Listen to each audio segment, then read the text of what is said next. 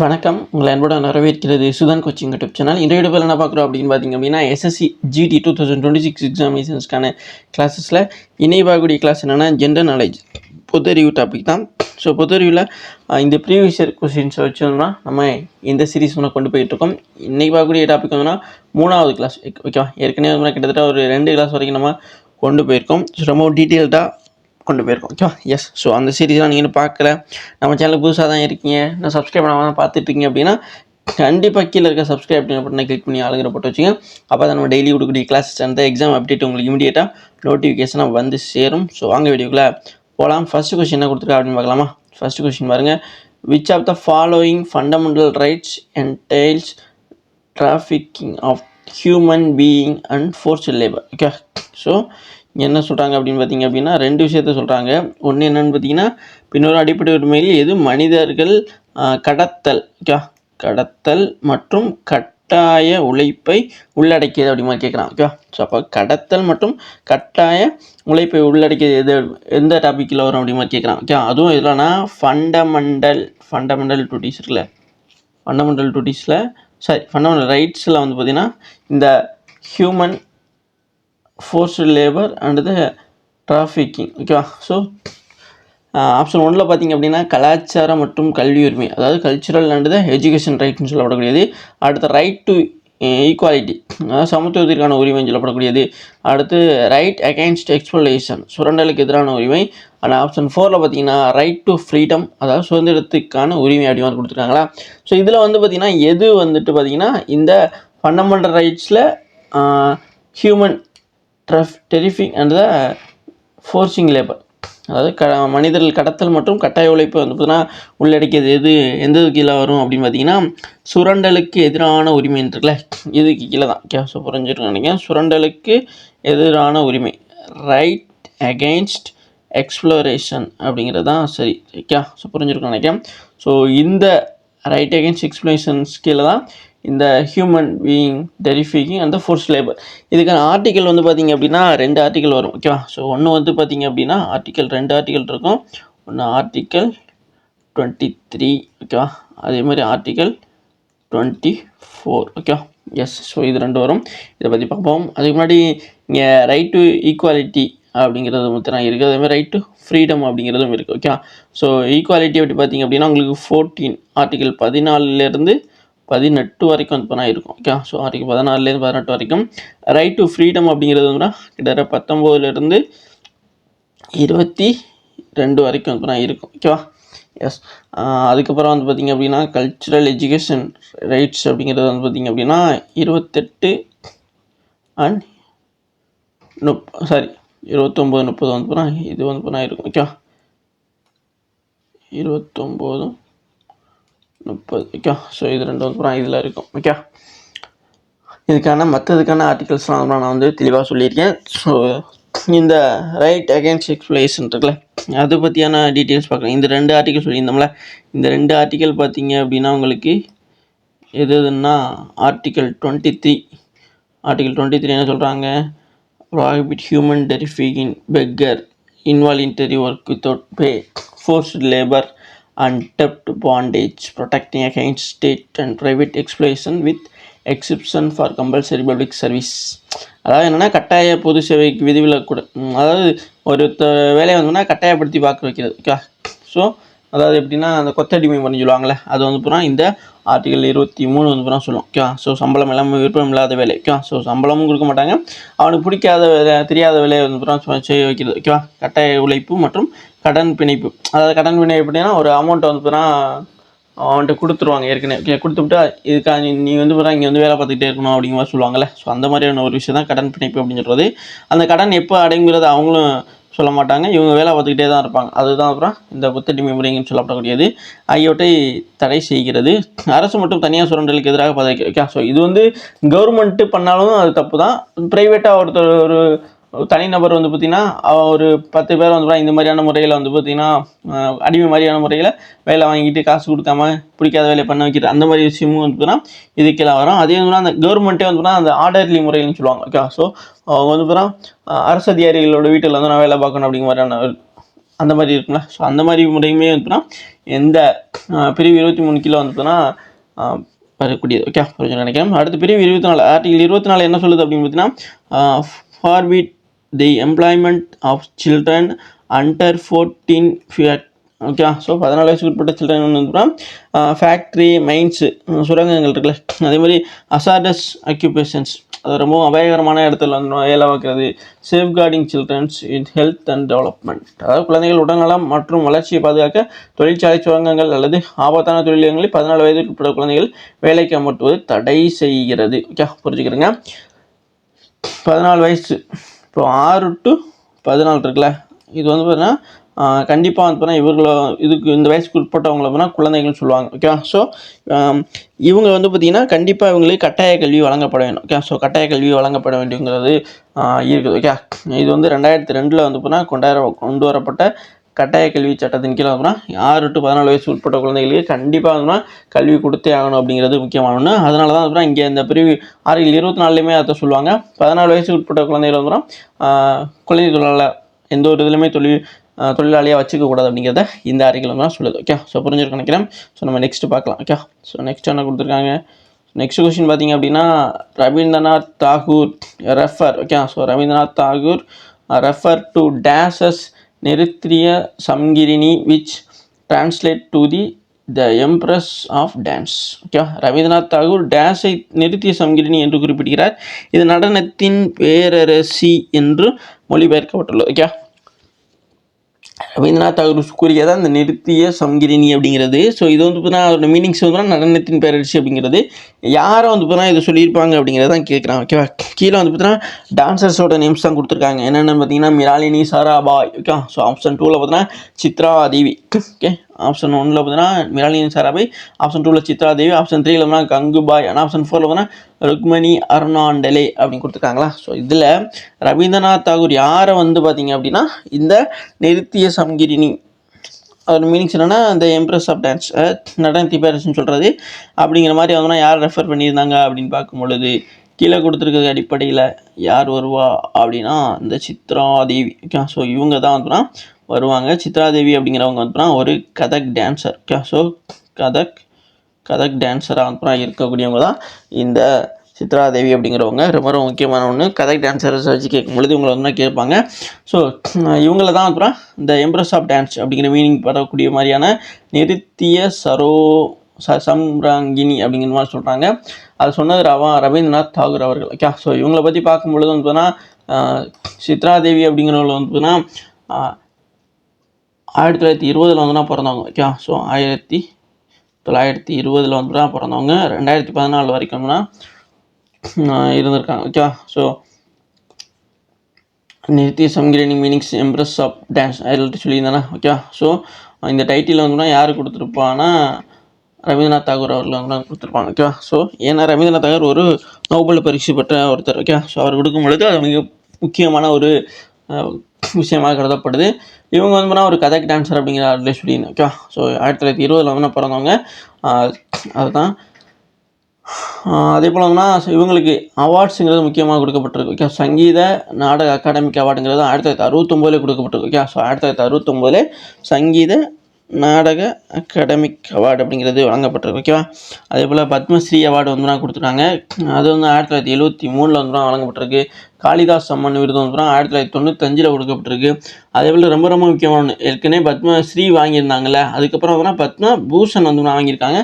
பத்மபூஷன் வந்து 2002 வந்து இந்த சித்ரா தேவி அவங்க வந்து பார்த்தீங்கன்னா கதக் டான்ஸுக்காக 2002 வந்து பார்த்திங்கன்னா பெற்றிருக்காங்க. இந்த பத்மபூஷன் அப்படிங்கிற விருது ரொம்ப ரொம்ப முக்கியமான ஒரு தான் வந்து பார்க்கப்படுது. அதுக்கப்புறம் ஓகேவா இவங்களுக்கு வந்து கூகுள் சார்பாக வந்து டூடில் இருக்குல்ல, அந்த கூகுள் தேடுபொறிக்கு மேலே வந்து இருக்கும், சர்ச் இன்ஜினுக்கு மேலே வந்து அந்த டூடில்னு சொல்லுவாங்க. அதில் வந்து பார்த்திங்கன்னா இவங்களோட புகைப்படத்தை இந்த மாதிரி வெளியிட்டு வந்து இவங்களுடைய நினைவு அப்போ வந்து கௌரவப்படுத்தியிருக்காங்க. ஓகே. அது ரொம்ப முக்கியமான ஒன்று. அது இந்த மாதிரியான போஸ்ட்டில் கொடுத்துருக்காங்க. ஸோ இவங்க தான் வந்து சித்ரா தேவி அவர்கள். ஓகே. புரிஞ்சுக்க நினைக்கிறேன். நெக்ஸ்ட் பார்க்கலாமா. ஸோ நெக்ஸ்ட் என்ன கொடுத்துருக்காங்க, நெக்ஸ்ட் கொஸ்டின் பார்த்திங்க அப்படின்னா who among the following founded the Asiatic Society of Bengal. Okay. பின்னொரு நோட்டில் வங்காளத்தின் ஆசிய சங்கத்தை நிறுவியவர் யார் அப்படிங்கிற மாதிரி கேட்டிருக்காங்க. ஆப்ஷன் 1ல் பார்த்தீங்கன்னா ஹென்ரி கோரல் ப்ரூக். ஓகே, ஆப்ஷன் 2ல் பார்த்தீங்க அப்படின்னா வில்லியம் ஜோன்ஸ். ஆப்ஷன் 2ல் பார்த்தீங்கன்னா ராபர்ட் கிளைவ். ஆப்ஷன் 4ல் பார்த்தீங்கன்னா வாரன் ஹேஸ்டிங் அப்படின்னு சொல்லப்படக்கூடியவங்க. ஸோ இதில் வந்து பார்த்திங்கன்னா நிறையா பேருக்கு இவங்க 2 பேரையும் நல்லாவே தெரிஞ்சிருக்கும். ஓகேவா? ஸோ இவங்க 2 பேரும் எப்படி நல்லா தெரிஞ்சிருக்கும் அப்படின்னு பார்த்தீங்க அப்படின்னா ராபர்ட் கிளைவும் வாரன் ஹேஸ்டிங்லாம் வந்துன்னா வங்காளத்தின் கவர்னராக இருந்தவங்க. ஓகேவா? அப்போது இவங்களை நம்ம நல்லா தெரிஞ்சிருக்கும். பட் வந்து இந்த ஹென்ரி கோரல் ப்ரூக்காக இருக்கட்டும், வில்லியம் ஜோன்ஸ், இவங்கெல்லாம் யாராக இருப்பாங்க அப்படிங்கிற மாதிரியான ஒரு சந்தேகமும் உங்களுக்குலாம் இருக்கலாம். இதில் இவங்க 2 பேர் இல்லை அப்படிங்கிறது கண்டிப்பாக நிறைய பேர் தெரிஞ்சிருக்க வாய்ப்பு இருக்கும். கண்டிப்பாக இவங்க 2 பேர்லாம் யாரோ ஒருத்தங்களாக தான் வந்துடும் இந்த ஏசியாட்டிக் சொசைட்டி ஆஃப் பெங்காலுடைய ஃபவுண்டராக வந்துடும் இருப்பாங்க. அப்படி பார்க்கும் பொழுது இதில் யார் வருவா அப்படின்னு பார்த்தீங்கன்னா நம்ம தலைமை வில்லியம் ஜோன்ஸ் அப்படிங்கிறவர் தான் வந்துடும் இந்த ஏசியாட்டிக் சொசைட்டி ஆஃப் பெங்கால் அப்படிங்கிறத நிறுவியவர். ஓகே, ஸோ இதை வந்து பார்த்தீங்கன்னா அவர் எந்த ஆண்டு நிறுவினார் அப்படிங்கிற முக்கியமான விஷயத்தெல்லாம் நம்ம ரொம்ப தெளிவாக பார்க்க வேண்டியது இருக்குது. ஸோ பார்க்கும் பொழுது இந்த The Asiatic Society of Bengal, founded by Sir William Jones on January 15th, 1784 in Kolkata. அப்போதைய கல்கத்தாவில் இப்போ இருக்கக்கூடிய கொல்கத்தாவில் 1784 ஜனவரி 15 தான், ஜனவரி 15 வந்து பார்த்திங்கன்னா இதை வந்து தோற்றுவிக்கப்பட்டிருக்கு. ஓகேவா? Sir, so sir William Jones அவர்கள் வந்து இந்த ஏசியாட்டிக் சொசைட்டி ஆஃப் பெங்கால் ரொம்ப முக்கியமான ஒன்றுங்க. அப்படியே வந்து கொஸ்டின் மாற்றி கேட்க வாய்ப்பு இருக்குது. ஓகேவா? இவரோட நேமை கொடுத்துட்டு இவர் எந்த வந்து தொடங்கினார் அப்படிங்கிற மாதிரி கேட்கலாம். அப்படி இல்லைனா எந்த ஆண்டில் வந்து இந்த ஏசியாட்டிக் சொசைட்டி ஆஃப் பெங்கால் அப்படிங்கிறது வந்து சார் வில்லியம் ஜோன்ஸ் அவர்கள் தொடங்கினாங்க அப்படிங்கிறதும் கேட்கலாம். ஸோ தேதியோடு நம்ம வந்து கொடுத்துருக்கோம், அதையுமே நோட் பண்ணிக்கிறீங்க. இல்லை எந்த இடத்துல தொடங்கினாங்க அப்படிங்கிறதும் கேட்கலாம். ஓகே, ஸோ இந்த மாதிரி இந்த பெங்கால் அப்படிங்கிறதுனால கண்டிப்பாக வந்து அவங்களுக்கு கல்கத்தான் சொல்ல முடிஞ்சிருக்கும். இல்லை வெறுமனே இந்த ஏசியாட்டிக் சொசைட்டி அப்படிங்கிறதுனா எங்கே வந்து தொடங்கப்பட்டது, எந்த இடத்துல தொடங்கப்பட்டது அப்படிங்கிற கேட்கும் பொழுது நம்ம கன்ஃபியூஸ் ஆக வாய்ப்பு இருக்குது. ஸோ அதனால் கண்டிப்பாக அவங்க எப்படி கொஸ்டின்ஸ் கேட்டாலும் அதை ஆன்சர் பண்ணுற அளவுக்கு வந்து நம்ம தெரிஞ்சுக்கணும். ஸோ அதனால தான் வந்து இவ்வளோ விஷயத்தை தெளிவாக கொடுத்துருக்கோம். இதில் புரிஞ்சிருக்கும்னு நினைக்கிறேன். ஸோ எப்போ அவர்கள் வந்து தொடங்கினாங்க, அதே மாதிரி வந்து இந்த சங்கம் எதுக்காக நிறுவப்பட்டது அப்படின்னா ஆசிய வரலாறு, கலாச்சாரம், மொழிகள் மற்றும் அறிவியல் உள்ளடக்கிய ஆராய்ச்சியை ஊக்குவிப்பதற்காக அர்ப்பணிக்கப்பட்ட ஒரு முதன்மை கல்வி நிறுவனம். ஓகே, ஸோ இது வந்து ஒரு முதன்மையான கல்வி நிறுவனம் வந்து இருக்குது. Okay, so புரிஞ்சுக்கிட்டுங்க. ஸோ என்ன மாதிரியான நிறுவனம் அப்படிங்கிற கேட்கலாம். ஸோ இந்த ஏசியாட்டிக் சொசைட்டி ஆஃப் பெங்கால் அப்படிங்கிறது வந்து சார் வில்லியம் ஜோன்ஸ் அவர்கள் எதுக்காக கொண்டு வந்தாங்க அப்படின்னா ஒரு கல்வி நிறுவனமாக தான் வந்து நிறுவியிருக்காங்க. இது வந்து அந்த மொழி பற்றியான ஒரு அறிவியல் ஆராய்ச்சி, கலாச்சாரம், இந்த மாதிரியான விஷயங்களை பற்றி பார்த்தீங்கன்னா ஆராய்ச்சி பண்ணுறதுக்காக கொண்டு வரப்பட்டது. அதை வந்து தெரிஞ்சுக்கணும். ஓகே, புரிஞ்சுருக்குன்னு நினைக்கிறேன். எந்த வருஷம் யார் என்ன இது அப்படிங்கிறதும் நம்ம ரொம்ப முக்கியமான ஒன்று. என்ன ரீசனுக்காக அப்படின்னு கேட்கப்படலாம். ஓகே, ஏன்னா கூட்டுறாக கொடுத்து கேட்கும்பொழுது இந்த மாதிரி கொடுத்து நம்மளை கன்ஃபியூஸ் பண்ண வாய்ப்பு இருக்குது. ஓகே, எந்த ரீசனுக்காக தொடங்கப்பட்டது, அது எந்த மாதிரியான ஒரு இன்ஸ்டியூஷன் அப்படிங்கிற மாதிரி கேட்கப்படுறதுக்கும் வாய்ப்பு இருக்குது. ஸோ அதனால் இந்த விஷயத்தை நம்ம தெளிவாக தெரிஞ்சுக்க வேண்டியது முக்கியமான ஒன்று. ஓகே, ஸோ நெக்ஸ்ட் பார்க்கலாமா? ஸோ நெக்ஸ்ட் என்ன கொடுத்துருக்காங்க? ஸோ நெக்ஸ்ட் பார்த்தீங்க அப்படின்னா who among the following founded Satyashodhak Samaj in 1873. ஓகேவா? ஸோ இந்த கொஸ்டின் நிறையா முறை கேட்டிருக்காங்க. எப்படின்னா மாற்றி கேட்டிருக்காங்க. ஒன்று வந்து என்ன சொல்லுவாங்க அப்படின்னா 1873 தொடங்கப்பட்ட முக்கியமான ஒரு சபை எது? ஓகே, அந்த மாதிரி கேட்டிருக்காங்க.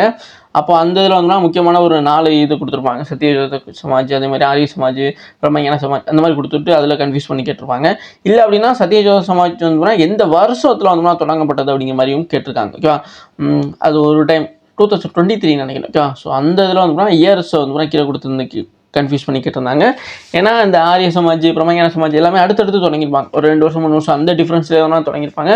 அப்போது நம்ம சோஷியல் ரிலீஜியஸ் மூவ்மெண்ட் வந்து கண்டினியூவாக தான் படிச்சுப்போம். ஓகேவா? எஸ், ஒரு டாபிக் போகும்போது அதை கண்டினியூவாக படிச்சுப்போம். அந்த இடத்துல நம்ம கலந்து படிக்கும்போது கன்ஃபியூஷன் ஏற்படுறதுனால சில பேருக்கு வந்து இந்த வருஷங்களை கண்டுபிடிக்கிறவங்கள சந்தேகம் ஏற்பட்டுருக்கலாம். ஓகே, அந்த குழப்பத்தை ஏற்படுறதுனால தான் அவங்க அந்த மாதிரியான கொஸ்டின்ஸ் எல்லாம் கேட்குறாங்களே முதல்ல.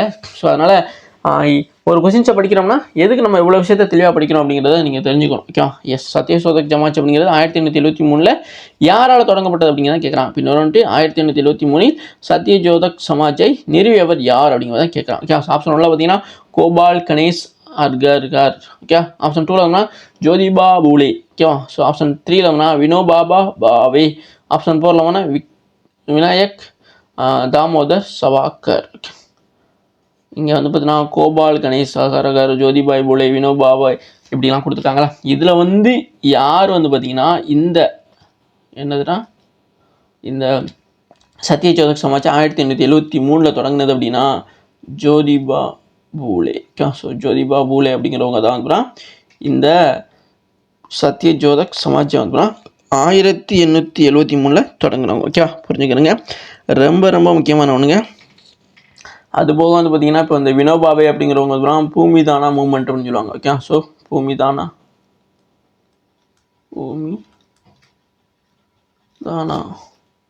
மூமெண்ட் தமிழில் பார்த்தீங்கன்னா பூமிதானா இயக்கம் சொல்லுவாங்க, பூமிதான மூமெண்ட். ஓகே அதே மாதிரி விநாயக் தாமோதர் சவாக்கர் அப்படிங்கிறது வெறுமனே சவாக்கர்னு சொல்கிறவங்களும் விடி சவாக்கர் அப்படின்னு சொல்கிறவங்களாம் அவரோட ஃபுல் நேம் தான் இது. ஓகேவா. ஸோ இவர் வந்து அபினவ் பாரத் அப்படிங்கிற ஒரு விஷயத்தை வந்து தொடங்கி அபினவ்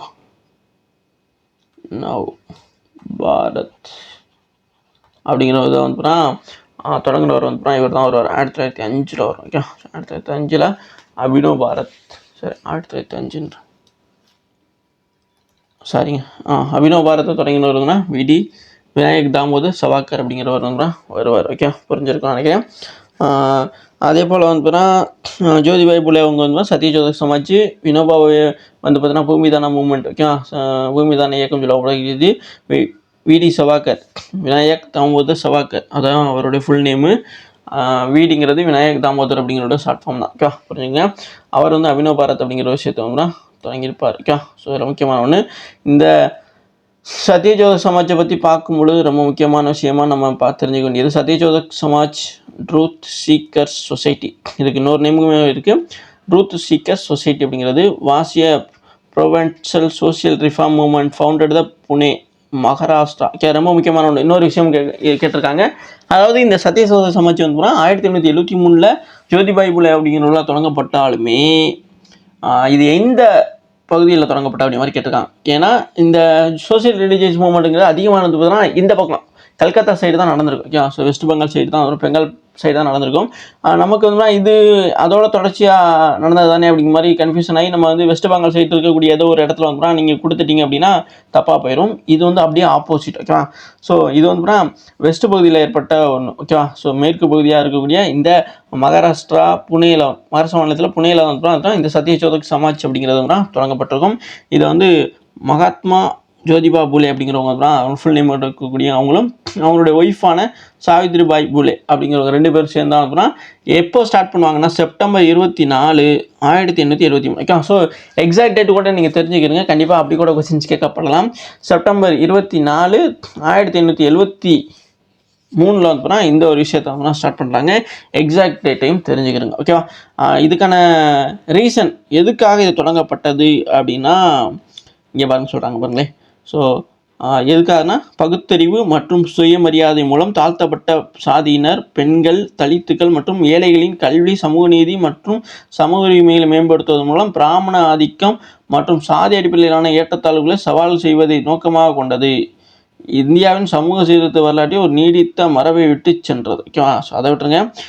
இந்த ஒரு விஷயங்கிறது எதுக்கான இந்த உயர் ஜாதியினர் அதே மாதிரி அவங்களுடைய ஆதிக்கத்தை வந்து எப்படி எதிர்க்கிற விதமாகவும் அதே போல் எல்லா விஷயத்திலும் கல்வியாக இருக்கட்டும், சமூக நீதி, இந்த மாதிரியான விஷயங்களில் எல்லாருக்குமே எல்லா உரிமையும் இருக்குது அப்படிங்கிற ஒரு விஷயத்தை வந்து சொல்கிறதுக்காக வந்து இந்த ஒரு இது இயக்கம் வந்து முக்கியமான ஒரு பணியை வந்து ஆற்றி இருந்திருக்கு. ஸோ கல்வியிலையுமே வந்து முக்கியமான ஒரு பணியுமே ஆற்றக்கூடிய ஒரு விஷயமா இருந்தால் இந்த ஒரு இயக்கம் வந்து இருந்திருக்கு. ஸோ இந்த இயக்கத்தை 2 பேர் சேர்ந்து ஆரம்பிச்சிருக்காங்க. மகாத்மா ஜோதிபா பூலே அப்படிங்கிறவங்களும் அவரோட ஒய்ஃபான சாவித்ரிபாய் பூலே அவங்க 2 பேர் சேர்ந்து தான் செப்டம்பர் 24, 1873 புனே மகாராஷ்டிரா மாநிலத்தில் இருக்கக்கூடிய புனேயில் வந்து ஸ்டார்ட் பண்ணியிருக்காங்க. இந்த சத்யசோதக் சமாஜுக்கு இன்னொரு நேம் என்னென்னா ட்ரூத் சீக்கர் சொசைட்டி. இதை கூட கேட்கலாம். ஓகேவா. ஸோ ட்ரூத் சீக்கர் சொசைட்டி அப்படிங்கிறது எதனுடைய மாற்று பெயர் அப்படின்னு பார்த்தீங்கன்னா இந்த சத்யசோதக் சமாஜோடைய. ஓகேவா. ஸோ அதனால் சத்யசோதக் சமாஜ்னால் நமக்கு டக்குனு ஞாபகம் வரும். அதோடைய மீனிங்ஸ் என்ன அப்படிங்கிறது பார்க்கும்போது ட்ரூத் சீக்கர் சொசைட்டி, அதாவது என்னென்னா சத்தியத்தை தேடுபவர்கள் அப்படிங்கிற சங்கம் அப்படிங்கிறது தான் வரும். ஓகே சத்தியத்தை தேடுபவர்கள் சங்கம் அப்படிங்கிறது தான் அதோட ஃபுல் மீன். ஓகே புரிஞ்சுக்கணும்னு நினைக்கிறேன்.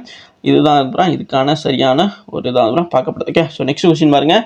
நெக்ஸ்ட் என்ன கொடுத்துருக்காங்க, the author of the Hindi novel Kohre Mein Qaid ராஹி ஈஸ் அப்படின்னு கேட்டிருக்காங்க. இந்தி நாவலான கோஹ்ரே மெயின் கைட் ராங் எழுதியவர் யார் அப்படின்னு கேட்குறாங்க. ஆப்ஷன் 1 வந்து கோவிந்த் மிஸ்ரா, ஆப்ஷன் 2 கமலேஸ்வரன், ஆப்ஷன் 3 உதய் பிரகாஷன், ஆப்ஷன் 4 போனால் சித்ரா முட்கல் அப்படின்னு கொடுத்துருக்காங்களா. ஸோ இதில் வந்து கோஹ்ரே மெயின் கைட் ராங் அப்படிங்கிறது இந்தி நாவலை வந்து எழுதினவர் யார் ஓகேவா. ஸோ இந்த கோஹி மெயின் கைட்ராங் அப்படிங்கிற நாவல் வந்து பார்த்தீங்கன்னா 2008ஆம் ஆண்டு ஓகேவா. ஸோ 2008ஆம் ஆண்டு வந்து சாகித்ய அகாடமி அவார்டு வந்து வாங்குச்சு ஓகே. ஸோ சாகித்ய அகாடமிக் அவார்டு வந்து வாங்குச்சு ஓகே. சாகித்ய அகாடமி அவார்டு வந்து வாங்குச்சு. எந்த மொழிக்காக வந்து பார்த்தீங்க அப்படின்னா வாங்குச்சுன்னா சாகித்ய அகாடமிக் அவார்டு வந்து வாங்குச்சு ஹிந்தி மொழிக்கா. ஹிந்தி மொழி நாவலுக்கு வந்து இந்த கோஹி மெயின் கைட்ராங் அப்படிங்கிற புத்தகம் வந்து நாவல் வந்து பார்த்தீங்கன்னா சாகித்ய அகாடமி அவார்டு வந்து 2008 வந்து பெற்றுச்சு. அதனால தான் இந்த கொஷின்ஸை நம்ம கேட்குறாங்க. அது ரொம்ப ரொம்ப முக்கியமான ஒன்று. சாகித்ய அகாடமிக் அவார்டு அப்படிங்கிறது கிட்டத்தட்ட வந்து ஒரு 24 மொழிக்கு கொடுக்குறாங்க. இந்தியாவில் மொத்தமே முக்கியமாக அங்கீகரிக்கப்பட்ட மொழி அப்படின்னு பார்த்தீங்கன்னா 22 மொழி இருக்கும். அது கூட இந்த இங்கிலீஷ் அப்படிங்கிற இங்கிலீஷ் அதுக்கு பதிலாக வந்து இன்னொரு மொழி சேர்றதுனால வந்து கிட்டத்தட்ட 24 மொழியில் வந்து இந்த ஒரு அவார்டு வந்து வழங்கப்பட்டு கொண்டு இருக்கிறது ஓகே. புரிஞ்சுக்கோங்க. அதுக்கப்புறம் வந்து பார்த்தீங்கன்னா இப்போ இந்த கோஹி மெயின் கைட்ராங் அப்படிங்கிற புக்கை எழுதியவர் யார் அப்படின்னு பார்த்தீங்க அப்படின்னா உங்களுக்கு ஆப்ஷன் 1ல் இருக்க கோவிந்த் மிஸ்ரா அப்படிங்கிறவர் தான் வந்து ஹிந்தி நாவலான கோஹிரி மெயின் கைட்ராங் அப்படிங்கிறத வந்து எழுதினவராக வந்து இருக்கிறாரு. ரொம்பவும் முக்கியமான ஒரு தராக பார்க்கப்பட்டது. இவரை பற்றி பார்க்கும்பொழுது பார்த்தீங்க அப்படின்னா இவர் நிறையா புத்தகங்கள் எழுதியிருந்தாலுமே இந்த புக்கு தான் அந்த புக் அவர் சொன்னது. இது ஹிந்தி மொழி நாவலாக வந்து இருக்குது. இவர் தான் அவர், அதாவது கோவிந்த் மிஸ்ரா அப்படின்னு சொல்லப்படக்கூடிய இவர் தான் ஓகே. ஸோ இந்த கோஹி மெய் கைட்ராங்குடைய ஆங்கில அர்த்தம் என்னென்னா கலர்ஸ் டிராஃப்ட் இன் தி ஃபாக் அப்படிங்கிறது ஓகே. ஸோ அது காற்றில் கலந்த அந்த புகைன்னு சொல்லுவாங்கள்ல, ஃபாக்குன்ற புகையை தான் குறிக்கும். அதை கலந்த கலர் அப்படின்னு சொல்லப்படக்கூடியதான் ஒரு மீனிங். ப்ரொமினன்ட் ஹிந்தி நாவல், இது வந்து ஒரு ஹிந்தி நாவல் ஓகே. ஸோ இதேமாதிரி தெரிஞ்சுக்கிறங்க. இது என்ன மொழி நாவல் அப்படிங்கிற கேட்கலாம் ஓகேவா. ரொம்ப ரொம்ப முக்கியமான ஒன்று. வின் தி சாகித்ய அகாடமிக் அவார்டு 2008. நான் ஏற்கனவே சொன்னேன் 2008ஆம் ஆண்டு சாகித்ய அகாடமிக் அவார்டு, அதுவும் ஹிந்தி நாவலுக்காக வந்து பிரத்யேகமாக வந்து பெறப்பட்டது. While the original in Hindi translate into many language okay. So இந்த இது வந்து சாகித்ய அகாடமி அவார்டு விருது பெற்றதுனால அதுக்கப்புறம் வந்து ஒரு நல்ல மொழி நாவலாக இருக்குது அப்படிங்கிறதுனால மற்ற மொழிகளுக்கு வந்து மொழிபெயர்க்கப்பட்டதான் அப்படின்னு சொல்லப்படக்கூடியது. இதோட இங்கிலீஷ் டைட்டில் வந்து பார்த்திங்க அப்படின்னா நான் ஏற்கனவே சொன்னால இங்கிலீஷில் டிரான்ஸ்லேட் பண்ணப்பட்ட டைட்டில் தான் கலர்ஸ் கேட்ச்ட் இன் மிஸ்ட் ஓகே. ஸோ கலர்ஸ் கேட்ச்ட் இன் மிஸ்ட் அப்படிங்கிறது தான் அதுதான் இதோட இங்கிலீஷ் மொழி ஆக்கத்துடைய தலைப்பாக வந்து பார்த்தீங்கன்னா வைக்கப்பட்டிருக்கு ஓகே. ஸோ இதை கூட கேட்கலாம். இந்த கோஹி கைட்ராங் அப்படிங்கிற நூலை எழுதி அந்த நூல் வந்து ஆங்கில மொழியாக்கத்தில் என்ன மாதிரியான டைட்டில் வந்துச்சு அப்படிங்கிறத கேட்கலாம். அதுக்கு வந்து பார்த்தீங்கன்னா கலர்ஸ் கேட்ச்ட் இன் மிஸ்ட் அப்படிங்கிறது சரியான ஒன்று வந்து சொல்லப்படக்கூடியதாக இருக்குது ஓகே. புரிஞ்சுட்டு நினைக்கிறேன். ஸோ நம்ம நெக்ஸ்ட் கொஸ்டின் பார்க்கலாம் ஓகே. ஸோ நெக்ஸ்ட் கொஸ்டின் என்ன கொடுத்துருக்காங்க. Which measure capture the different between the government total expenditure and total receipts excluding borrowing அப்படி மாதிரி சொல்கிறாங்க. அதாவது என்ன அப்படின்னா இங்கே நம்ம கொடுத்துருக்காங்களே என்னது அரசாங்கத்தின் மொத்த செலவினங்களுக்கும் மொத்த ரசீதுகளுக்கும் உள்ள வேறுபாட்டை தவிர்த்து எந்த அளவீடு கடன் வாங்குவதாக ஆகும் அப்படி மாதிரி கேட்குறாங்க okay. So cross fiscal deficit அப்படிங்கிறது இதுக்கான விளக்கமாக இருக்குமா? அது மேலே கொடுத்துருக்கிறது ஒரு விளக்கம்ங்க. ஸோ இது வந்து பார்த்தீங்கன்னா ஷார்ட் ஃபார்மில் இதனுடைய விளக்கமாக இருக்கும் அப்படி மாதிரி கேட்குறான் ஓகேவா. இப்படிலாம் இருந்தால் அதுக்கு இதுதான் அப்படிங்கிற மாதிரி சொல்லுவோம்ல, அந்த மாதிரியான ஒன்று ஓகே. அதாவது மொத்த நிதி பற்றாக்குறைன்னு சொல்கிறது தான் கிராஸ் ஃபிஸ்கல் டிஃபிசிட் சொல்லக்கூடியது. டிஃபிசிட் அப்படிங்கிறது பற்றாக்குறை ஓகேவா. ஸோ அதை தெரிஞ்சுக்கிறேங்க. அதேமாதிரி ஃபிஸ்கல் டிஃபிசிட் நிதி பற்றாக்குறை அப்படின்னு சொல்லப்படக்கூடியது. ஆப்ஷன் 3ல் வந்து பார்த்தா ரெவன்யூ டிஃபிசிட் வருவாய் பற்றாக்குறைன்னு சொல்லப்படக்கூடியதா. அண்ட் ஆப்ஷன் 4ல் வந்து பிரைமரி டிஃபிசிட் முதன்மை பற்றாக்குறை அப்படின்னு சொல்லப்படக்கூடியதான்னு பார்க்கும்பொழுது இந்த அரசாங்கத்தின் மொத்த செலவினங்களுக்கும் மொத்த ரசீதுகளுக்கும் உள்ள வேறுபாடு இது ரொம்ப ரொம்ப முக்கியமான ஒன்று ஓகே. ஸோ இதுதான் ரொம்ப ரொம்ப முக்கியமான ஒன்று. இந்த வார்த்தை மாறும்பொழுது நமக்கு வந்து அதோட மீனிங்ஸுமே மாறக்கூடியதாக இருக்கும் ஓகே. ஸோ அப்போ அரசாங்கத்தின் மொத்த செலவினங்களுக்கும் மொத்த ரசீதுகளுக்கும் உள்ள வேறுபாட்டை தவிர்த்து எந்த அளவீடு கடன் வாங்குவதாக இருக்குது அப்படிங்கிற மாதிரி கேட்குறான் ஓகே. ஸோ அப்போது measure capture the difference between the government total expenditure and total receiptsலேருந்து கவர்மெண்ட்டோடைய டோட்டல் எக்ஸ்பெண்டிச்சர் வந்து கழிக்கும் பொழுது வந்து நமக்கு அதை என்ன மாதிரியான இதில் சொல்லப்படக்கூடியது அப்படின்னு பார்த்தீங்கன்னா ஃபிசிக்கல் டெஃபிசிட்னு சொல்லப்படுவாங்க. அதாவது நிதி பற்றாக்குறை அப்படின்னு சொல்லப்படக்கூடியது ஃபிசிக்கல் டெஃபிசிட் அப்படிங்கிறது தான் வரும் ஓகே. ஸோ நிதி பற்றாக்குறை அப்படிங்கிறது தான் இந்த கொடுத்துக்க டெஃபனிஷனுக்கு சரியானதாக இருக்கும். அரசாங்கத்தின் மொத்த கவர்மெண்ட்டோடைய மொத்த செலவு இருக்கும்ல, அதாவது இந்த சம்பளம் போடுறது அதே மாதிரி வளர்ச்சி பணிகளுக்கு எல்லாத்துக்கும் இருக்குல்ல, அதையும் மொத்த ரசீது, அதாவது கவர்மெண்ட்டுக்கு வந்து பார்த்தீங்கன்னா வருமானம் இருக்குல்ல, அதையும் வந்து பார்த்தீங்கன்னா கழிச்சிங்க அப்படிங்கும்பொழுது நமக்கு எவ்வளோ வந்துன்னா நிதி பற்றாக்குறை இருக்குது அப்படிங்கிறத தெரிஞ்சுக்க முடியும். ஓகேவா? எஸ். ஸோ அப்போ அதுக்கு வந்து பார்த்தீங்கன்னா நிதி பற்றாக்குறையை கண்டுபிடிக்கிறதுக்கு தான் இந்த ஒரு விஷயத்த வந்து ஒரு டூலாக வந்து பயன்படுத்தக்கூடியதாக இருக்குது. இதை பற்றி பார்க்கும்பொழுது வந்து பார்த்தீங்கன்னா ரொம்ப முக்கியமான ஒன்று. ஓகே. ஸோ இப்போ இந்த படத்து மூலமாக உங்களால் தெளிவாக புரிஞ்சிக்க முடியும். ஓகே. ஸோ ஃபிசிக்கல் டெபிசிட் அப்படின்னு பார்த்தீங்க அப்படின்னா இப்படி தான். அதாவது நமக்கு எக்ஸ்பெண்டிச்சர் வேற மாதிரி இருக்கும். ஓகே. ஸோ ரெவென்யூ இருக்குல்ல, அதுமாதிரி எக்ஸ்பெண்டிச்சர் இது ரெண்டையும் கழிக்கும் பொழுது நமக்கு டெபிசிட்டோடைய இது வந்து வேல்யூ கிடைக்கும். ஓகே. ஸோ அதை பார்த்தீங்கன்னா இங்கே தெரிஞ்சுக்க முடியும். ஒரு குறிப்பிட்ட நிதியாண்டில் ஒரு அரசாங்கத்தின் மொத்த செலவுகள், ஓகே, அதன் மொத்த வருவாயை ஒரு அமௌண்ட் இருக்கு. ஓகே. ஸோ எக்ஸாம்பிளுக்கே வச்சுக்கிறேன், 1 crore இருக்குது. சிம்பிளாக சொல்கிறேன். 1 crore-லேருந்து வந்து இது வந்து பார்த்தீங்கன்னா இன்கம்னு வச்சுக்கோங்க. எக்ஸ்பெண்டிச்சர் வந்து பார்த்தீங்கன்னா ஒரு 7 crore இருக்குது. ஓகே. இன்கம் விட எக்ஸ்பெண்டிச்சர் ரொம்ப அதிகமாக இருக்குது. ஓகே. அப்போ எக்ஸ்பெண்டிச்சர் அதிகமாக தான் அவங்க லோன் வாங்கியிருப்பாங்க. ஓகே. இப்போ இதில் இதை கழிச்சிங்க அப்படின்னா 6 crore அவங்களுக்கு வந்துருமா இருக்கும். 6 crore நமக்கு ரொம்ப பற்றாக்குறையாக தான் இருக்கும். ஓகே.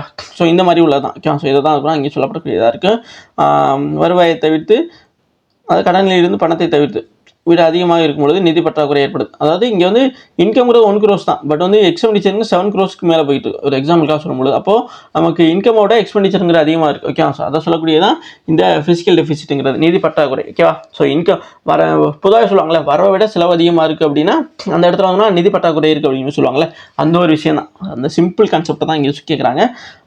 அப்போது நிதி பற்றாக்குறை அப்படிங்கிறது என்ன சொல்லுவாங்கன்னா மொத்த செலவு, மொத்த ரசீதுகளின் கடன்களை தவிர்த்து. ஓகே. ஸோ அதாவது கடன்களை தவிர்த்து மொத்த செலவில் வந்து மொத்த ரசீதுகள் இருக்குல்ல, அதை வந்து கழிக்கிறது தான் நிதி பற்றாக்குறை அப்படின்னு சொல்லப்படக்கூடியது. ஓகே. புரிஞ்சுக்க நினைக்கிறேன். அதுக்கு இந்த படங்கிறது ரொம்ப யூஸ்ஃபுல்லான ஒன்றா இருக்கும். ஓகே. நெக்ஸ்ட் பார்த்தீங்க அப்படின்னா என்ன கொடுத்துருக்காங்க, Ashoka Dhamma dash worships of god or performing of a sacrifice. Okay. So அசோகரின் தாமம் டேஷ் ஒரு கடவுளை வணங்குதல் அல்லது ஒரு தியாகத்தை நிகழ்த்துதல் அப்படின்னு சொல்லுவாங்க. ஓகே. ஸோ அசோகருடைய தாமம் அப்படிங்கிறது வந்து அசோகர் உருவாக்கிய ஒரு முக்கியமான ஒரு கோட்பாடாக சொல்லப்படக்கூடியது. இது வந்து பார்த்தீங்கன்னா கடவுளை வந்து பார்த்தீங்கன்னா வணங்குறதையோ, ஏதோ ஒரு கடவுளை வணங்குறதா அல்லது தியாகத்தை நிகழ்த்துறது அப்படிங்கிறத சொல்லியிருக்கா அப்படின்னு பார்த்தீங்க அப்படின்னா அந்த மாதிரி எந்த ஒரு விஷயத்தையும் சொல்லலாம். ஓகே.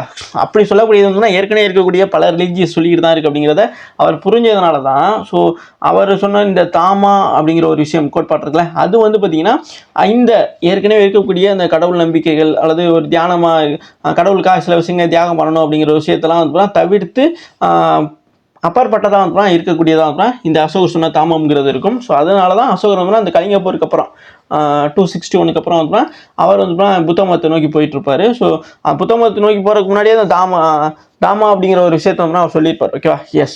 ஸோ அப்போது இந்த தாமா அப்படிங்கிற ஒரு விஷயம் இருக்குல்ல, தாமம் அப்படிங்கிறது வந்து அசோகர் சொல்லியது. இதை கூட கேட்டிருக்காங்க ஒரு டைமு. அசோகர் சொல்லிய அந்த தெய்வீக கோட்பாடு அப்படிங்கிறது என்ன மாதிரி பேரில் அழைக்கப்படுதுன்னா தாமா அப்படிங்கிற பேரில் அழைக்கப்படுது. இந்த தாமா அப்படிங்கிறது வந்து என்ன மாதிரி விஷயத்தை சொல்லக்கூடியதுன்னா, எந்த ஒரு கடவுளையும் பின்பற்றதோ அவருக்காக சில விஷயங்களை தியாகம் பண்ணுறது, அந்த மாதிரியான விஷயங்கள்லாம் பண்ணக்கூடாதுங்கிறத சொல்லியிருக்குங்கிறதான் சொல்லணும். அப்போது இதில் வந்து சப்போர்ட் சர்டன் ஃபார்ம் அப்படிங்கிறதோ அது கிடையாது. அது ஈஸியாக பார்ட் ஆஃப், அதாவது ஒரு பகுதியாக இருக்கக்கூடியது. அதில் ஆப்ஷன் 3 பிரைமரி இன்வால்வ்ஸ், ஒரு முதன்மை உள்ளடக்கியது, அந்த மாதிரி அதுவும் கிடையாது. டிட் நாட் இன்வால்வ் அப்படிங்கிறது தான். ஓகே. ஸோ அதாவது எதையுமே ஈடுபடவில்லை அப்படிங்கிறத சொல்லுது. ஓகே. ஸோ நீங்கள் உங்களோட செயல்பட செய்கிறீங்க, அது நடக்கிறபடி நடக்கும் அப்படிங்கிற மாதிரி விஷயத்த சொல்லக்கூடியதான் இந்த அசோகருடைய தாமமாக வந்து இருக்கும். ஸோ அவங்க இங்கே கொடுத்துருக்கிறதுக்கு அடிப்படையில் இந்த மாதிரி விஷயங்கள்லாம் வந்து அவர் ஈடுபட வேணாங்கிற மாதிரி தான் சொல்லியிருந்தார். ஓகேவா? அதாவது என்னென்னா இப்போ இருக்கிற கடவுளெலாம் தவிர்த்துட்டு புதுசாக ஒரு கடவுளை கும்பிடுங்க அப்படிங்கிற மாதிரியான ஒரு விஷயத்தையும் அவர் சொல்லலை. அதே மாதிரி அந்த கடவுளுக்காக வந்து சில விஷயங்களை தியாகம் பண்ணுங்க அப்படிங்கிற மாதிரியும் சொல்லலை அப்படிங்கிறது தான் உண்மையான ஒன்று. அப்போ இதில் வந்து ஆப்ஷன் 4 இருக்க ஈடுபடவில்லை அப்படிங்கிறது தான் முக்கியமான ஒன்று. Okay. So yes. So next question பார்க்கலாம். இந்த அசோகா தாமாஸ் பார்த்தீங்க அப்படின்னா உங்களுக்கு இதுதான் குறிக்கக்கூடிய ஒரு சிம்பிள்ஸாக தான் இருக்கும். ஓகே. எஸ். ஸோ அசோகரின் தாமான ஒரு நெறிமுறை நடத்தை நெறிமுறை அது மற்றும் மௌரிய பேரரசர் அசோகர் ஊக்குவித்த தார்மீக கொள்கைகளில் தொகுப்பாக. ஓகே. ஸோ அவர் சில விஷயங்கள் சொன்னார். ஓகே. நான் ஏற்கனவே சொன்னால நீங்கள் உங்களோட வேலையை கரெக்டாக பாருங்கள், அது நடக்கும் அப்படிங்கிற மாதிரி சொல்லுவாங்களே, அந்த மாதிரியான விஷயத்தை வந்து சொல்லக்கூடியதான் இந்த பிரின்சிபலாக வந்து அசோகர் சொன்னதில் பிரின்சிபலாக தான் இருந்துகிட்டே இருந்துச்சு. Based value of like non violence, அதாவது என்ன அப்படின்னா அகிம்சை, உண்மைத்தன்மை, அனைத்து மதங்களுக்கும் மரியாதை. ஓகே. ஸோ ஏற்கனவே சொல்லியிருந்தோம்ல, இருக்க மதங்களுக்கு எப்படி இருக்கோ அது வந்து அப்படியே தான் இருக்கும். இவர் வந்து புதுசாக ஒரு மதங்களை உருவாக்குற மாதிரியான விஷயங்கள்லாம் சொல்லலாம். ஓகே. மற்றும் சமூக நலன் போன்ற மதிப்புகளை அடிப்படையில் இது ஒரு புதிய மதம் அல்ல. ஓகே. ஸோ ஏற்கனவே சொல்லியிருந்தல அது. ஆனால் கலிங்க போருக்கு பிறகு அவரது வருத்தத்தால் ஈர்க்கப்பட்ட வாழ்க்கை முறை சமூக நல்லிணக்கத்தை வளர்ப்பதாகவும் குறைந்தபட்ச சக்தியின் மூலம் ஒரு நலன் புரிய அரசை நிறுவுவதை நோக்கமாக கொண்டது. ஓகே, ஸோ கலிங்க போருக்கு அப்புறம் புத்த மதத்தை நோக்கி போயிடுவார். ஸோ அப்புறம் வந்து பார்த்தீங்கன்னா அப்படின்னா இவர் எந்த மாதிரியான வாழ்க்கை முறையை பின்பற்றணுங்கிறக்கா இந்த தாமா அப்படிங்கிற ஒரு விஷயத்தை நான் சொல்லியிருப்பார். ஓகே, எஸ், அவ்வளோதான். இதுதான் முக்கியமான ஒரு விஷயம், பெருசாக வந்து கிடையாது. ஓகே, ஸோ இந்த தாமாங்கிற முறையை வந்து உருவாக்கி வந்தது அசோகர் அப்படிங்கிறத தெரிஞ்சுக்கிறீங்க. நெக்ஸ்ட்டு இந்த கொஸ்டின் பார்த்தீங்க அப்படின்னா, the government of India recently the Rajiv Gandhi Khel Ratna award as renamed as Khel Ratna awards. Okay, so இந்திய அரசு சமீபத்தில் ராஜீவ் காந்தி கேல் ரத்னா விருது கேல் ரத்னா விருது என மறுபெயரிட்டது அப்படின்னு கேட்டிருக்காங்க. ஸோ ஆப்ஷன் 1ல் பார்த்தீங்கன்னா மேஜர் தயானந்த சந்த், ஆப்ஷன் 2ல் Mary Kom, option 3ல் Indira Gandhi, and option 4ல் பார்த்தீங்கன்னா கவாஸ்கர். ஓகே, ஸோ இதில் வந்து பார்த்தீங்கன்னா எது வரும் அப்படின்னு பார்க்கும் பொழுது யாருன்னு கவாஸ்கர் இங்கிறவர் வந்து ஒரு cricket player. Okay, cricket player. Indira காந்திங்கிறவங்க வந்து பார்த்தீங்கன்னா former prime minister. Okay, so முதல் பெண் பிரைம் மினிஸ்டர். ஓகே, முதல் பிரதமராக வந்து இருந்தவங்க தேர்ந்தெடுக்கப்பட்டவங்க தான் இந்திரா காந்தி அவர்கள். ஓகே, அதே போல் வந்து மேரி கோம் அப்படிங்கிறவங்க வந்து ஒரு ஸ்போர்ட்ஸ் பிளேயர். ஓகே, ஸோ வெஸ்லிங்கில் வந்து வருவாங்கள்ல, எஸ், அவங்களே தான். அடுத்து வந்துன்னா மேஜர் தயானந்த சந்த், மேரி கோம் வந்து பார்த்தீங்கன்னா வெயிட் லிஃப்டில் அங்கே வருவாங்க. ஓகே, தலை தூக்குது. மேஜர் தயானந்த சந்த் இருக்காங்களே, ஸோ மேஜர் தயானந்த சந்த் அப்படிங்கிறவர் வந்துன்னா ஒரு hockey player. Okay, so hockey பிளேயராக அப்புறம் இருக்கக்கூடியவர் தான் இந்த மேஜர் தயானந்த சந்த் அப்படிங்கிறவர். இவருடைய பேரை தான் அப்புறம் இந்த கேல் ரத்னா அவார்ட்ஸ் வந்து அப்புறம் ரீநேம் பண்ணியிருப்பாங்க. ராஜீவ் காந்தி அவர்களுடைய நேமுக்கு பதிலாக மேஜர் தயானந்த சந்த் கேல் ரத்னா அவார்டு அப்படிங்கிறது வழங்கப்படக்கூடியதாக இருக்கும்.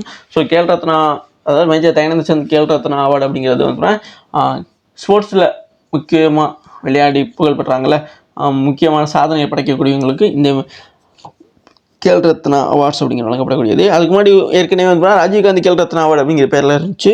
இப்போதைக்கு வந்து மேஜர் தயானந்த சந்த் கேல் ரத்னா அவார்டு அப்படிங்கிற மாதிரி மாற்றப்பட்டுள்ளது. ஸோ இது வந்து 2023 மாற்றிருப்பாங்க. Okay, S. ஸோ இந்திய அரசு சமீபத்தில் அது அவ்வளோதான் மேட்ரு. ஸோ இதை பற்றி எக்ஸ்ட்ரா இன்ஃபர்மேஷன்ஸ் பார்த்தீங்க அப்படின்னா நம்ம பார்க்க வேண்டியது இங்கே கொடுத்துருக்காங்க பாருங்கள். 2021 மாற்றப்பட்டிருக்கு. த Rajiv Gandhi Khel Ratna awards was renamed the major Dhyan Chand Khel Ratna award in 2021 August 6 2021 மாற்றப்பட்டிருக்கு. The announcements mat prime minister Narendra Modi. Okay, so இந்த பேரை யார் மாற்றது அப்படிங்கிற அனௌன்ஸ் பண்ணது அப்படிங்கிறதா பிரைம் மினிஸ்டர் நரேந்திர மோடி அவர்கள் தான். ஓகேவா, ஸோ இந்த இவருக்கான மேஜர் தயானந்த சந்த் அப்படிங்கிறவர் தான் ஒரு இந்தியன் ஹாக்கி பிளேயர். இவங்க வந்து 1928, 32, 36 ஆண்டுகளில் ஒலிம்பிக் வின்னராக வந்து எடுத்திருக்காங்க. ஸோ அதனால் வந்து ரொம்ப முக்கியமானது ஒருத்தராக வந்து கருதப்படுறாரு. ஸோ அந்த ஒலிம்பிக் கேம்ஸில் டீம் கேப்டனாக வந்து இவர் செயல்பட்டிருக்காரு. அது தவிர்த்து சிறப்பாகவும் செயல்பட்டதுனால தான் அப்புறம் இவருடைய பேர் வந்து வைக்கப்பட்டிருக்கு அப்படிங்கிறத சொல்லியிருக்காங்க. புகழ்பெற்ற ஹாக்கி வீரரை கௌரவிக்கும் விதமாக அறிவிக்கப்பட்டுள்ளது. ஓகே, புரிஞ்சுருக்குங்க. எப்போதுனா August 6, 2021. Okay, so major Dhyan Chand Khel Ratna award வந்து 2021 ஆகஸ்ட் 6 தான் அப்புறம் இவருடைய பேர், இந்த பேர் வந்து மாற்றப்பட்டதாக வந்து சொல்லப்படுது. ஓகே, புரிஞ்சுருக்கேன். இந்த ஆகஸ்ட் 6 வந்து பார்த்தீங்கன்னா கைத்தறி தினமாக வந்து கொண்டாடப்படக்கூடிய ஒரு நாளாகவுமே வந்து இருக்குது. ஓகே, ஸோ ஹேண்ட்லூம் டேயாக வந்து இந்த ஆகஸ்ட் 6 வந்து கொண்டாடப்படக்கூடியது. அதையுமே நீங்கள் தெரிஞ்சுக்கிறீங்க, ரொம்ப ரொம்ப முக்கியமான ஒன்று. ஸோ நெக்ஸ்ட் கொஸ்டின் நம்ம பார்க்கலாமா? So next question. ஸோ இது வரைக்கும் வீடியோ ஃபுல்லாக பார்த்து மிக்கிட்டு இது மாதிரி கிளாஸஸ் இந்த எக்ஸாம் அப்டேட் நம்ம சேனல் தொடர்ந்து ஃபாலோ சப்ஸ்கிரைப் பண்ணி வச்சுங்க. உங்கள் ஃப்ரெண்ட்ஸ் எல்லாம் கண்டிப்பாக ஷேர் பண்ணுங்கள். இது வரைக்கும் வீடியோ ஃபுல்லாக பார்த்து மிக்க நன்றி. Thank you guys.